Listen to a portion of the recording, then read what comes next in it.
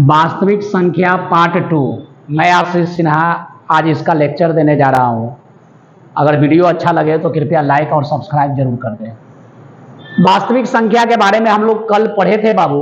आज हम लोग इसके बारे में नया क्वेश्चन को लेकर आए हैं। जैसे एक क्वेश्चन है 42 तथा 455 का एचसीएफ यूक्लिड मेथड से निकालें। यूक्लिड विभाजन प्रमेयिका से ज्ञात करें। 42 तथा 455 का एचसीएफ यूक्लिड विभाजन प्रमेयिका से आपको फाइंड करना है। तो हमने कल बताया था कि जो इसमें बड़ा नंबर होगा, 455 आपका बड़ा नंबर है, इसलिए बड़ा नंबर को ए मानेंगे, यानी ए का वैल्यू कितना हो जाएगा 455। छोटा नंबर को बाबू बी मानना है, अब बी का वैल्यू कितना हो जाएगा तो 42। Therefore A is greater than B, यानी ए जो है वो हो जाता है बी से बड़ा। अब इसके बाद देखेंगे 42 से 455 को आपको करना है बाबू डिवाइड करेंगे तो 42 यहाँ 2 डिजिट है, तो 2 डिजिट में देखेंगे तो 2 डिजिट यहाँ पर है और यहाँ पर भी 2 डिजिट। 45 जो है 42 से बड़ा है, यानी एक बार में आपका 42 इसमें लग सकता है। 5 में से 2 घटेगा 3, 4 से 4 गया खत्म, यहाँ से उतार देंगे बाबू 5, तो ये हो गया 35। और यहाँ पर नंबर ज्यादा है, यानी इससे इसमें डिवाइड नहीं कर सकते हो, तो इसलिए इसको यहाँ से घेर दोगे और 42 को यहाँ उतारोगे। अब 35 का टेबल जो है 42 से कम है, यानी एक बार में आपका 35 लगेगा। घटाएंगे कितना आ जाएगा 7 से घेरेंगे, यहाँ से 35 को उतार देंगे। 7 का टेबल में 35 कितना बार में तो 5 बार में आया, यानी आपका पूरा नंबर क्या हो गया कैंसिल हो गया। इसके बाद हमको क्या करना रहता है, जब पूरा कैंसिल हो जाएगा तो हमको लिखना पड़ेगा यूक्लिड विभाजन प्रमेयिका से। यूक्लिड विभाजन प्रमेयिका यानी कि इसका जो फॉर्मूला होता है, कल हमने रटवाया था कि यूक्लिड विभाजन प्रमेयिका का फॉर्मूला होता है a is equal to B into Q plus R. A is equal to B into Q plus क्या होता है आर होता है, यानी बीच बायां दायां नीचे, बीच बायां दायां नीचे, बीच बायां दायां नीचे। तो देखो इसमें डिवाइड हमारा 3 बना, एक डिवाइड यहां से लेकर यहां तक है, यानी कि ए का वैल्यू कितना होगा तो होगा सर 455। बी का वैल्यू कितना हो गया बायां वाला, यानी 42 इंटू क्यू का वैल्यू दायां साइड यानी 1, और आर का वैल्यू नीचे वाला, तो नीचे में कितना है 35। आगे बढ़ेंगे दूसरा डिवाइड में चलोगे, ऐसे चलेगा तो बीच वाला को ए बोलते हैं, यानी कि ए का वैल्यू जो है आपका 42 हो गया, और बी का वैल्यू कितना हो जाएगा 35, और क्यू का वैल्यू 1, और आर का वैल्यू कितना हो जाएगा 7। फिर आगे बढ़ेंगे, अब ये तीसरा डिवाइड यहां पर चला, ए का वैल्यू कितना हो जाएगा तो 35, यानी बीच वाला, बी का वैल्यू 7 यानी बायां वाला, फिर होता है दायां वाला, तो दायां का वैल्यू 5 है, प्लस कितना हो गया तो 0। इसलिए अब लिखेंगे कि 42 तथा 455 का एचसीएफ आपका कितना निकला, तो हमने कल बताया था कि जो लास्ट में आएगा वही आपका आंसर होगा, यानी कि आंसर कितना हो जाएगा 7। ये बातों को आपको याद रखना है। ये तरीका हुआ बाबू यूक्लिड मेथड से किसी भी नंबर का एचसीएफ निकालना, और इसी तरीका से एचसीएफ निकाला जाता है। ठीक है, अब दूसरा क्वेश्चन को देखेंगे, कृपया करके इसको नोट कर ले।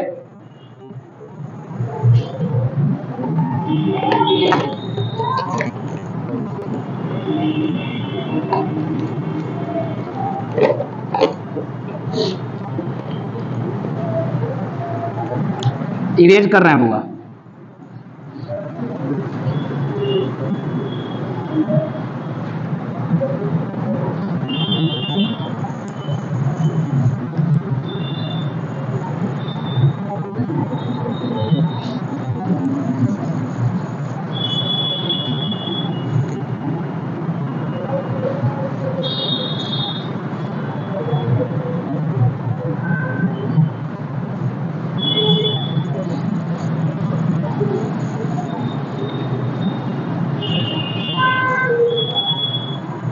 देखिए अगला जो टॉपिक है वह है बाबू अभाज्य गुणनखंड। अभाज्य गुणनखंड, अभाज्य गुणनखंड जो होता है उसको हम लोग कहते हैं prime factorisation method. Prime factorisation, ठीक है, विधि यानी मेथड जो होता है उसके द्वारा हम लोग यहां पर सीखेंगे। देखो बाबू, अभाज्य गुणनखंड विधि से आपको निकाला जाता है एचसीएफ और निकालने के लिए आता है आपका एलसीएम। यानी कि आप कह सकते हो कि अभाज्य गुणनखंड विधि से यानी इसके मेथड से एचसीएफ निकालना है। एचसीएफ को हम लोग कहते हैं मस और एक निकालना है एलसीएम। एलसीएम को हम लोग कहते हैं बाबू लस। तो ये दो चीज निकालने के लिए क्वेश्चन आपको एग्जाम में आता है। अभाज्य गुणनखंड विधि से एचसीएफ और एलसीएम आपको निकालना है। देखिए कैसे निकालेंगे।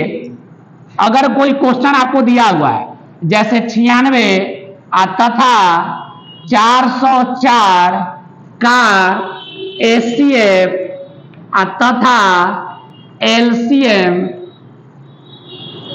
अभाज्य गुणनखंड विधि से निकालें। अभाज्य गुणनखंड, अभाज्य गुणनखंड विधि से निकाले।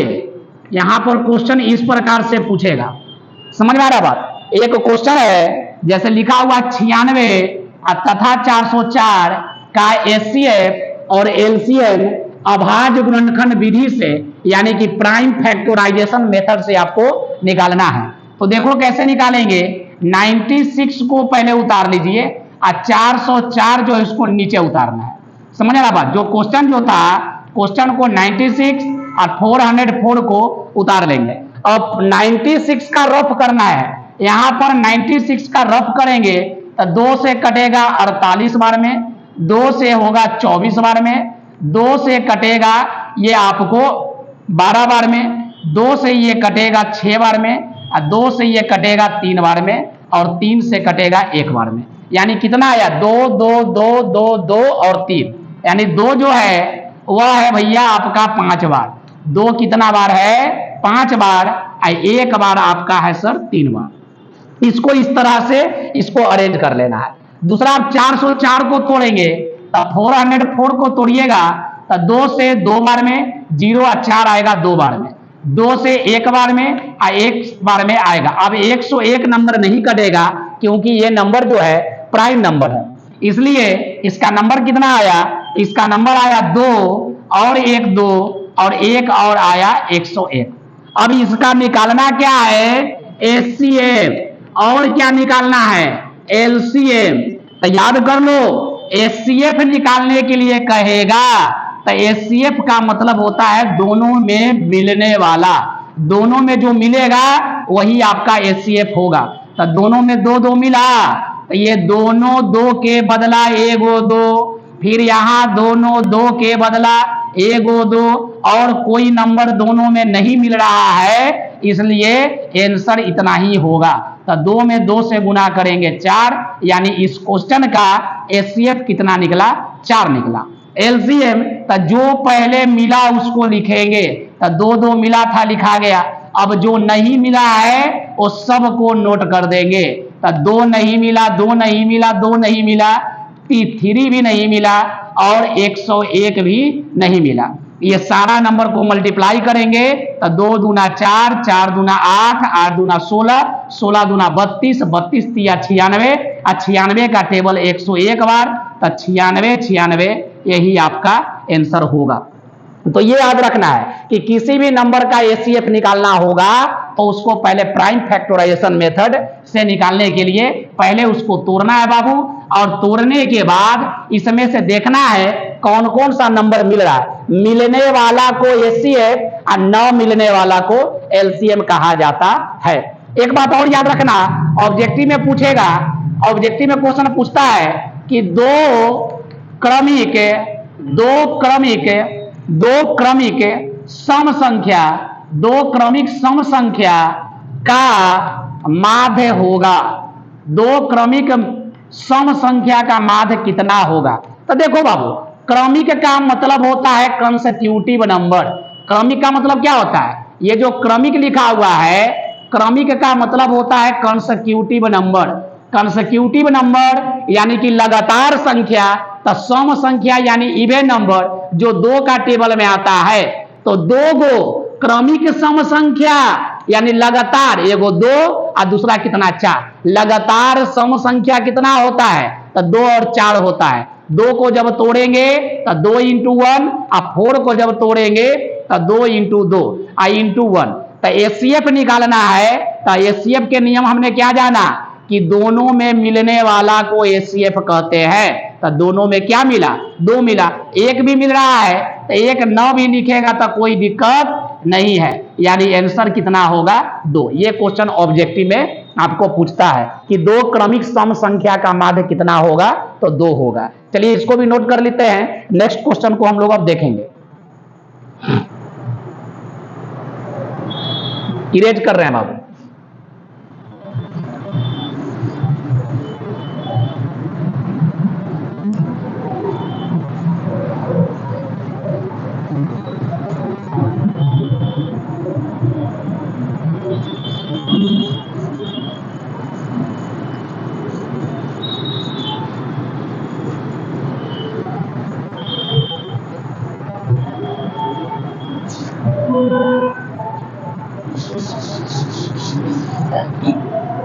देखो, अभाज्य गुणनखंड विधि से हमको एचसीएफ और क्या निकालना है बाबू? एलसीएम।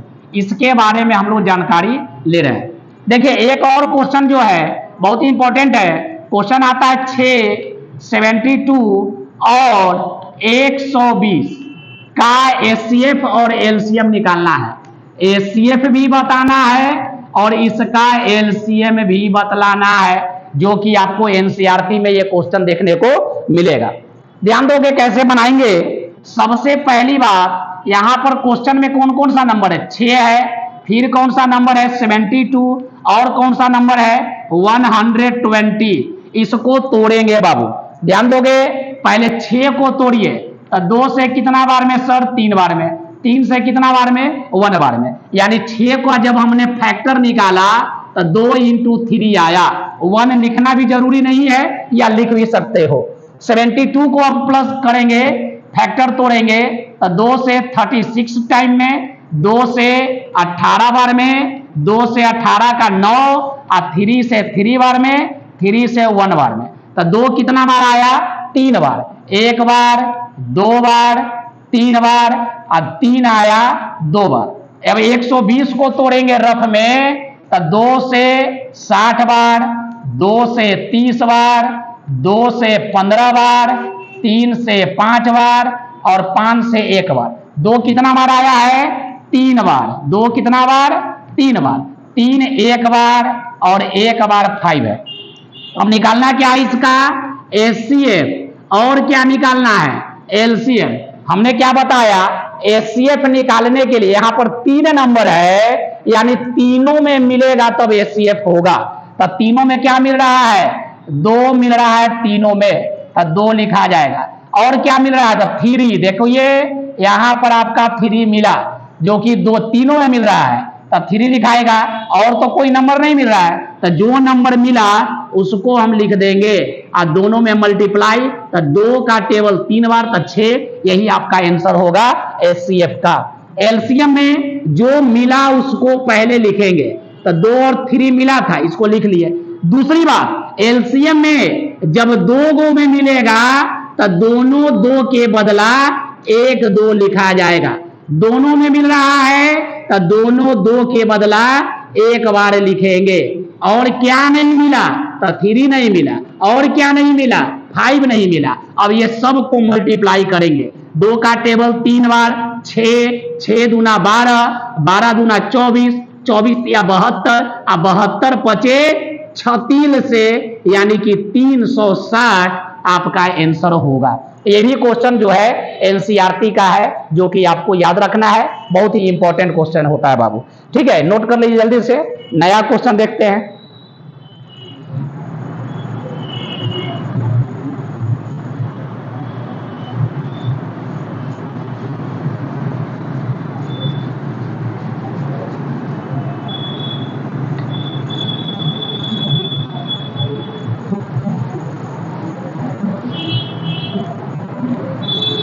एक और क्वेश्चन है 8, 9 और 25 का एचसीएफ और एलसीएम निकालना है, जो कि अभाज्य गुणनखंड मेथड से, यानी कि प्राइम फैक्टराइजेशन मेथड से आपको निकालना है।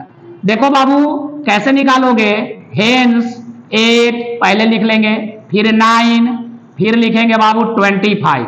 ये तीनों नंबर को नोट कर लेना है पहले। अब 8 को तोड़ना है, जब 8 को तोड़ेगा तो 2 से 4 बार में, 2 से 2 बार में और 2 से 1 बार में, तो 2 कितना बार आया, तो 2 आया 3 बार।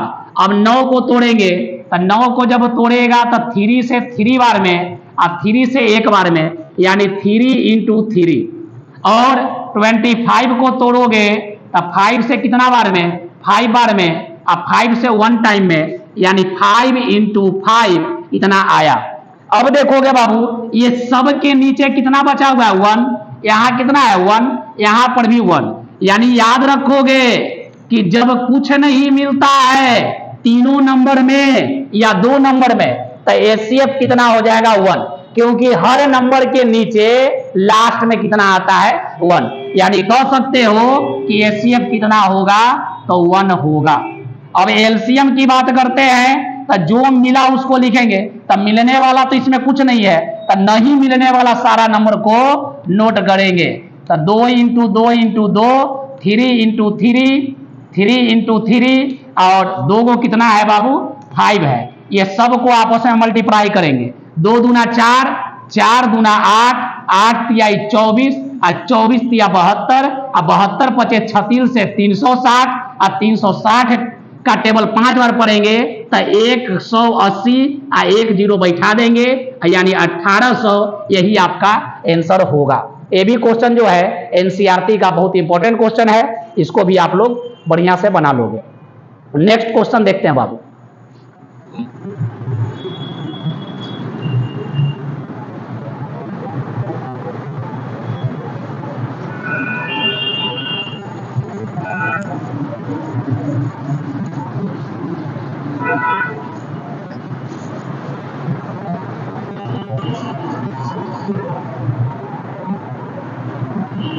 एक फॉर्मूला है दो संख्याओं